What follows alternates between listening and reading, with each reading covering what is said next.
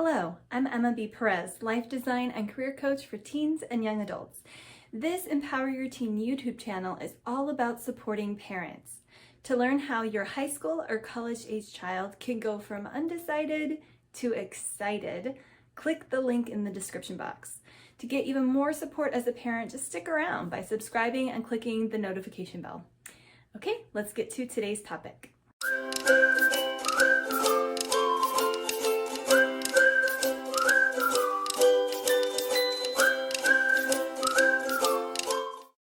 Hello everyone and welcome back to Empower Your Teen. I'm Emma B. Perez. Now today we are focusing on how a gap year impacts admissions into college, and this is why I'm so excited that we have Kat Clowes here with us today.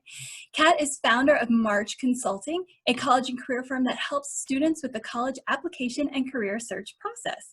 In 2019 alone, her students earned over $12 million in scholarships and were accepted to schools across the entire country. Her book, Put College to Work, details how students can maximize their time in college in a way that will prepare them for a successful career. Her favorite part of her job, however, is watching clients discover that they have something to offer the world and find the means of communicating it. Kat, thank you so much for being here today. Thank you so much for having me. So before we get into the questions, I'd love to ask you if you will tell us your story. How is it that you came to do what it is you do? Well, it was a long journey to get where I am now. Originally when I was in high school, my goal was to be an Olympic equestrian rider. Like I wanted to be on the U.S. equestrian team. I was going to do 3-day eventing. It was going to be great. I rode horses. It's a very expensive sport. So I worked really hard in elementary school, junior high, and high school to afford my sport. And by the time I was a junior, I was placing really well. And my trainer at the time was an Olympic alternate, and I had everything laid out.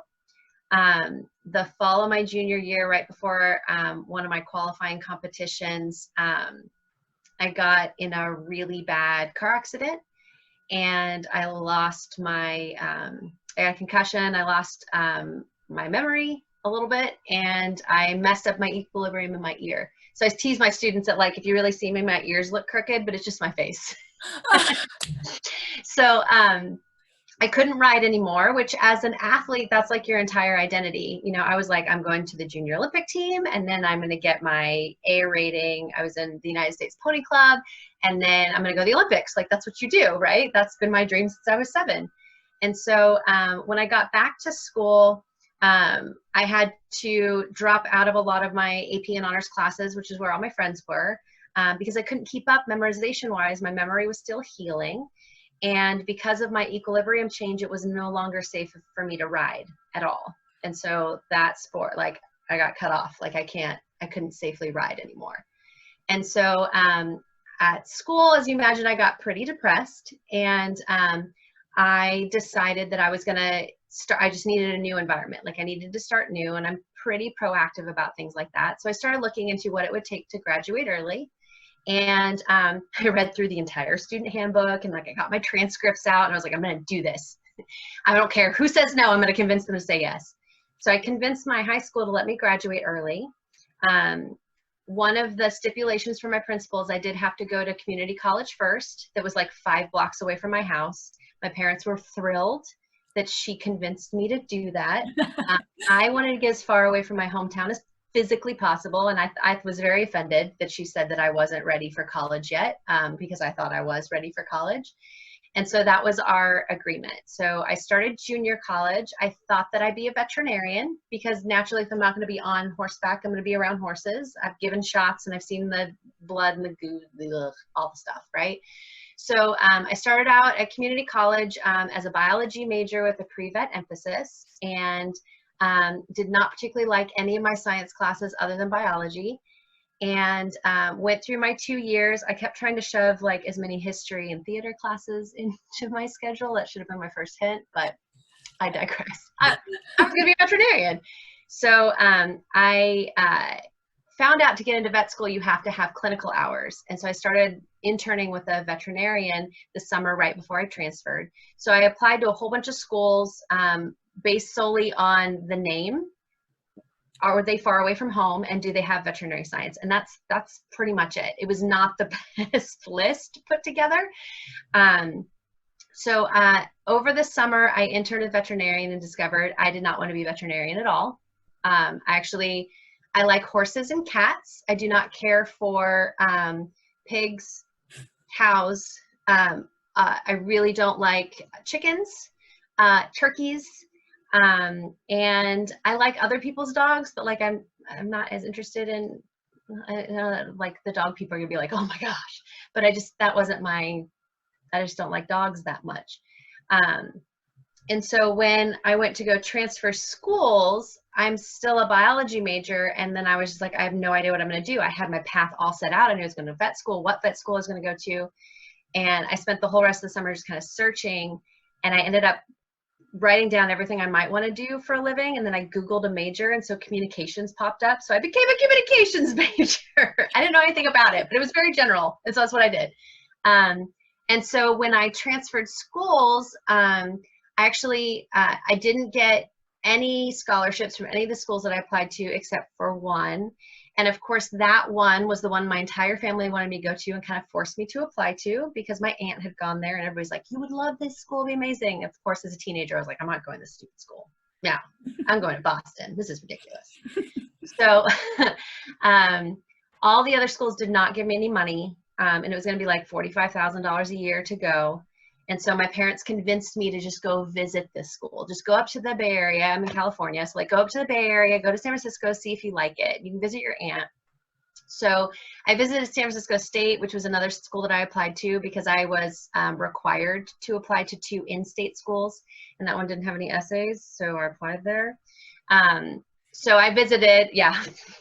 I was like, I'm not going to go to school anywhere. I'm going to go to Boston or Auburn or, UPenn. It's going to be great. And I did not get into UPenn, though. That was my one tier. I didn't know they take like 30 transfer students at the time. I just applied blindly.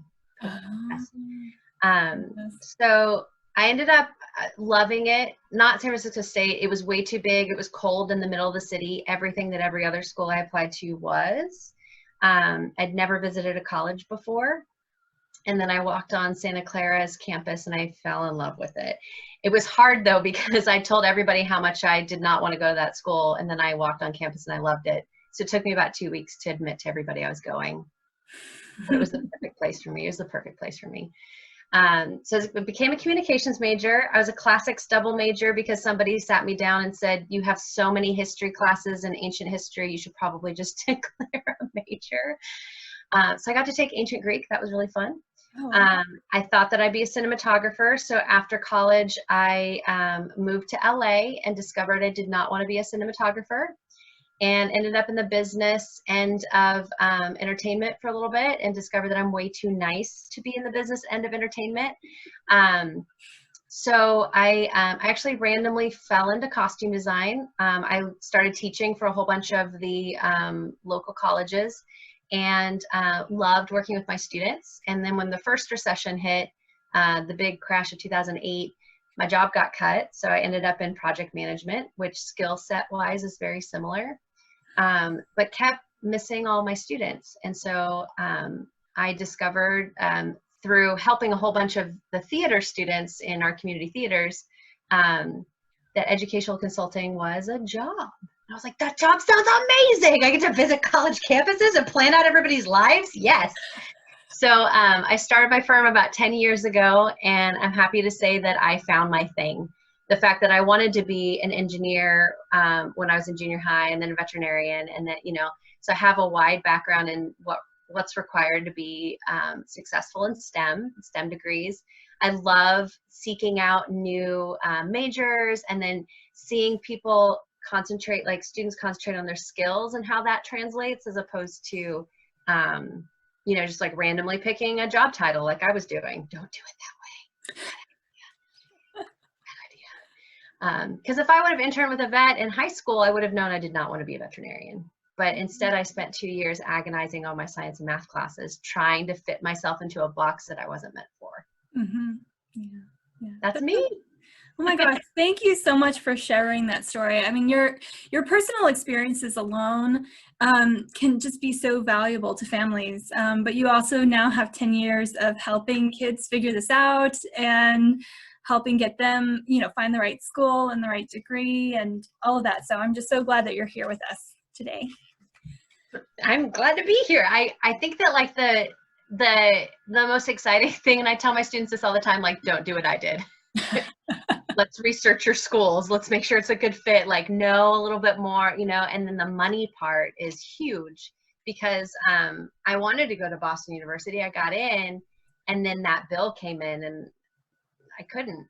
I couldn't afford $45,000 a year. So that was a huge, it was, it's anticlimactic when you're like, I just wish I could afford to go to the school I wanted to go to. Yeah. Which if I would have known that, I probably wouldn't have applied in the first place. I probably would have found a program that fit me a little bit better that would have given me a lot more scholarships. So yeah, it's so true that the reasons people pick schools are like you said, it's often just for the name. I'm in the Atlanta area, and so a lot of people in the southeastern region pick a school because they know it from SEC, from football. And if it doesn't have a football team, they've never heard of it, so they're like, I don't know.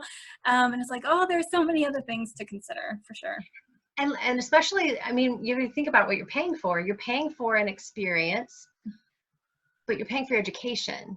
And so, can you talk to your professors? Do you feel like they're accessible? Is career services going to really help you get a job outside of college? Does the department have its own job fairs? I mean, there's the things that when I go on tours and things like that, talking to students, I'm like, what was the biggest class you were in? What was the smallest? Who's your favorite professor and why? Do you have more professors that you love or a couple that you wish aren't in your department? Things about the education portion that we often forget that we just don't know how to ask. Yeah. I didn't know how to ask when I was a teenager. And my dad and I kind of stumbled through it. We went to every college fair possible, but we just didn't know what we didn't know. Yeah, exactly. That's why someone who does this regularly with lots of families can be so beneficial and so helpful. Yes, because this is what I do all day long. I do. I research schools and I visit 10 to 15 schools a year, and I love the possibilities like, ooh, who's the best kind of student for this school? It's kind of a challenge. Very cool. Well, if you ever come to Atlanta, let me know. Oh, definitely. Definitely. Okay, so let's talk about gap years really quickly because, and here's the thing, I haven't really talked about this with other families yet, but we're in the middle of a pandemic right now, and there's been some talk that colleges may not open their doors until 2021. So you may not get to do a college search. You may not get to, if you do start school in the fall, you may not get to go on campus. It may be distance learning. And so there are more and more families that are deciding to take a gap year right now. And for some families who had never considered that before, they might be a little worried about how that's going to be received by these schools. So I wanted to get your insights about that. So I guess my first question to you is, do colleges like gap year kids? Do they have a preference for coming straight out of high school? There's a lot of research that schools have done and outside agencies have done that actually shows that students who take a gap year they get better grades, they're more confident, they're better campus members. And so while I can't say that 100% of colleges will accept a gap year, most colleges and a lot of the big ones that you wouldn't expect, like the Ivy Leagues, they love gap years because that gives students a lot of time to discover who they are. And so when they do start school, they're more successful in school because they have more life experience to draw from, and they're more confident in what they're doing, what they're learning, and why. And so where originally gap years were probably a little bit more taboo, in the last decade or last 15 years, they're increasingly becoming more favorably viewed, especially by admissions offices. And I think one of the biggest questions that I get a lot from students about gap years is, do you apply, when do you apply for a gap year, what do you tell the admissions office? Or do you wait a year and then apply? And it does depend on the student. Generally, what you want to do, because there's a lot more support when you're a high school senior for applications and things like that in general. So getting your letters of recommendation and getting your counselor to help you a little bit. There is oftentimes more scholarships available to first-time freshmen. It's generally expected that you would apply, and then once you're accepted, you would notify the school that you're going to take a gap year. Some schools will ask on the application. It's more rare, but some might ask. And another thing that you need to really do before you apply to that school and then ask for a gap year is look up their gap year policies. I know a lot of schools have, they say, yeah, just let us know, and then we'll defer you to the next year. In California, our California State University system, so our famous ones like San Diego State and Cal Poly, San Luis Obispo, that whole system does not look favorably on a gap year. So they want you to wait until you're ready to matriculate as a student. And so they'll have you wait to apply when you're in the middle of your gap year, as opposed to deferring admission. Okay, so it just kind of depends on the school as to which process you would take. Yes. And so highly always recommend talking to the admissions office and your regional admissions officer. So every single high school in the nation has an admissions officer assigned to your area for their school. I know in California, for us, it's like where I am, it's sometimes like, are we Northern California or Southern California? Because we're smack in the middle. It depends on how they break things up. But sometimes an admissions officer will be assigned to all of Georgia, right? But what's great about that is that they know your high schools, they know more about your region, and you're not competing directly with someone who maybe had more opportunities or is in a completely different area of the world. And so talking to your regional admissions officer is the best, because they'll lay out exactly all of their gap year policies. What should you do? The other big watch point too is with financial aid and scholarships. Some schools will defer your scholarship over, and the minute you start, you get to keep it. Some schools might reevaluate. You will probably have to fill out the FAFSA again for the next school year. And if the school requires, there's an additional financial aid application called the CSS profile. So if you might have to fill that out again as well. From what I've seen, generally schools are pretty welcoming in saving your scholarship for you, as long as you keep them updated on what's going on during your gap year. But you don't want to rely on that. So going into this decision with as much information as possible from the school specifically is the best way to go. And remember, the admissions office, they want you to come to their school. So they're not scary. They're not writing everything down in your file. You know, they really want you to find your home there. And so they're there to help you. I do recommend you do a little bit of Google and website research on the school website before you call, right? You don't want to ask, you know, do you have this? And they're like, well, it's on the website. But do a little bit of research ahead of time, and then contact your admissions office, because they're going to give you the best information and how they want you to proceed. Perfect. Thank you so much. Okay, so let's talk about let's talk about money. Scholarships. Okay, so you mentioned that one option is to go ahead and apply, get your scholarships, and then talk about deferring. For anyone who maybe they don't know where they want to go or what they want to do, and so they're taking the gap year for that purpose, what do they need to know in terms of making sure that they still have some scholarship opportunities when they do finally apply? So with gap year, there are formal gap year programs that you can do where you can travel, or they'll give you more, it's like a paid internship, you know, things like that. And so for more formalized programs, if you're thinking about going to an accredited gap program itself, there is financial aid and scholarships available for those programs specifically. Sometimes they require your FAFSA and things like that, just like a college would.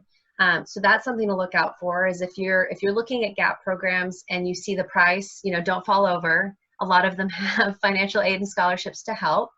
On the admissions side, it's a little bit heavier because as you're building your list, you want to keep financial aid and merit scholarships in mind completely.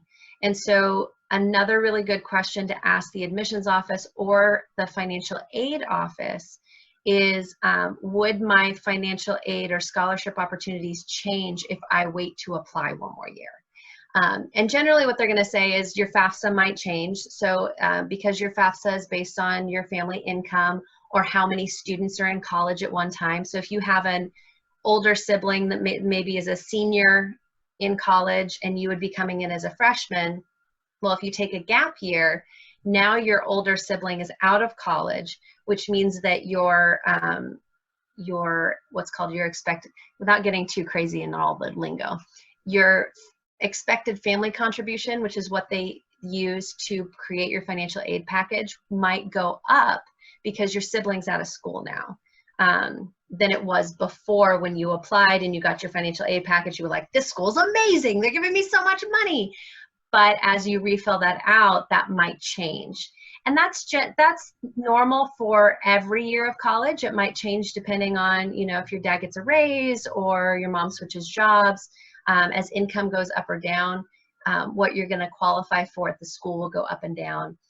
The best way is to get the best grades and test scores possible, because merit aid for the most part is generally a little bit more locked in. So for the financial aid piece, again, it's doing a little bit more research on costs and then planning that out accordingly.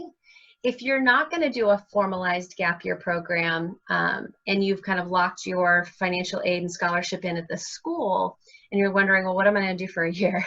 How am I going to support myself?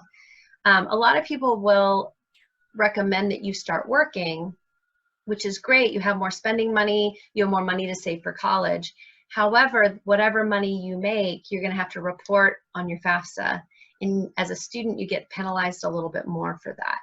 And so if you go for the experience, or if you're doing, you know, an unpaid internship or job shadowing or things like that, sometimes that might be more beneficial than working, just because depending on your family's financial situation, you might get penalized a little bit more for your income that year. And then I have a whole bunch of ideas for like other ways that you can pay for school, but yeah. Would you like to share them?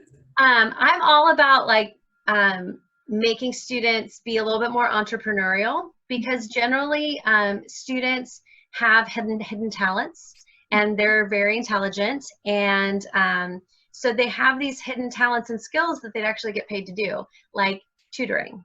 And so I tell a lot of my students, you know, you might not have to tutor high school students, but I know that my 8-year-old needs a little bit of help in math, and I will pay this much an hour for someone to come in and help my 8-year-old with math, because her and I think about math very differently. And when I try to tutor, it's a completely different experience, right? And so that's a way that, you know, depending on the area that you're in, you can charge, you know, $25, $30 an hour for tutoring, and you can line up more, you know, people that way, or start your own like business. I've had students do like a mobile car wash detailing business, you know, and they put down $200, you know, to get their stuff, you know, used, and then they, you know, charge so much, and then making partnerships with businesses where they can clean the whole fleet of cars, you know, things like that. If you're a musician or an athlete, giving private lessons to students at the beginning level, you know, you might not feel as a hockey player that you should be coaching a team, but you can teach an elementary student how to skate, right? And so there's a lot of opportunities there for students. And then, you know, fundraising with the community, telling them, I'm going to take this gap year program where I'm going to London, but it's going to cost this amount of money. And so I'm selling, you know, burritos for this, or I'm looking for donations, or I'll come be a singing telegram, or I'll give a presentation, or, you know, things like that. I know that I'm in Rotary, and we have a lot of students that come in that have like special opportunities, and a lot of times our Rotary Club will give them, you know, a little bit of money to help. And that's the same with the Kiwanis clubs and the community clubs. So there's a lot of ways that you can fund your gap year and get more experiences. I love, just in general, students being a little bit more entrepreneurial, because if you know how you can make your own money, it's like you're your own business. And so when you get into tough times, you're a little bit more flexible, plus you learn a lot. Every single career out there is business based somehow. Even doctors are business owners, right? And so understanding, how to manage your money and how much it will cost and what's your profit margin and keeping up with licensing and marketing and everything, those are all skills that colleges love, but they're also great skills for life in general. Amen to that. And you're right. Even an artist, even a musician, there's the business side to the biz, Mm-hmm. So those are really important skills to have. So I love the idea of exploring that at any time, because there's so many young people that think that they have to wait until they're done with college or till they're 18 years old before they can explore if they really have an interest being entrepreneurial, but you don't have to. You can start at any time. And it's even better if you start earlier, because the classes that you'll take later that will help you hone in, you'll have a little bit more experience to draw from. The difference between me doing communications in undergrad and then when I got my MBA in grad school, I had more business experience when I went in with my MBA. My classes were completely different because of it, because I had so much to draw on. I was really interested and I could apply things differently. And then some of my other classmates who had never been they'd never worked yet, they just went straight from undergrad to grad. It was a completely different experience for them. And so, any way that you can, if you're thinking about filmmaking, go make a movie, even if it's on the weekend, you're going to learn a lot from that hands-on experience. Mm-hmm. And I think going back to what you said earlier about how gap year kids tend to do better in school and get better grades, I think this is why, they have real world experience to draw on. And so their experience in college and taking their classes is completely different because of the year that they had. That's exactly, your self-confidence goes up, more about yourself, what you like, what you don't like, what you enjoy doing. I don't want to use the word passion, because I think that gets thrown around a little bit, like find your passion, like it's just that easy, right? But you do, in taking action over your gap year, you find more about what you're interested in. And so you pick your classes better, which means you get better grades, you're more interested in what you're studying, because you're not, like I was, just kind of fumbling around hoping for the best. Yep, exactly. Well, this information has been so helpful. I know this is really going to help a lot of families and young people make decisions for this crazy year that's coming up. So thank you very much for it.